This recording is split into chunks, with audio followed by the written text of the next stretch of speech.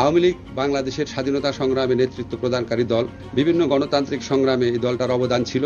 দল হিসাবে বৈষম্য বিরোধী ছাত্র আন্দোলনের মাধ্যমে ৯ দফা দাবি থেকে ১ দফা দাবি এনে শেখ হাসিনার পদত্যাগ ঘটিয়ে দেশ থেকে পালাতে বাধ্য করে ছাত্র জনতা। তবে সেই সময় সরকার প্রথমে এবং নতুন সরকার গঠনে গুরুত্বপূর্ণ ভূমিকা পালন করেছিল বর্তমান আইন উপদেষ্টা আসিফ নজরুল। তবে বর্তমান সময় যেন উপদেষ্টার পদ পেয়ে রীতিমতো শেখ হাসিনার প্রশংসা করে যাচ্ছে নবনির্বাচিত উপদেষ্টা আসিফ নজরুল। তবে শুধু আসিফ নজরুলই নয়, শেখ হাসিনার পূর্ণ মর্যাদা দিয়ে দেশে ফিরিয়ে আনতে বিভিন্ন জায়গায় বিক্ষোভ সমাবেশ শুরু হয়েছে। আবার এদিকেও দেশের সমন্বয়কদের নিয়ে শুরু হয়েছে বিতর্ক।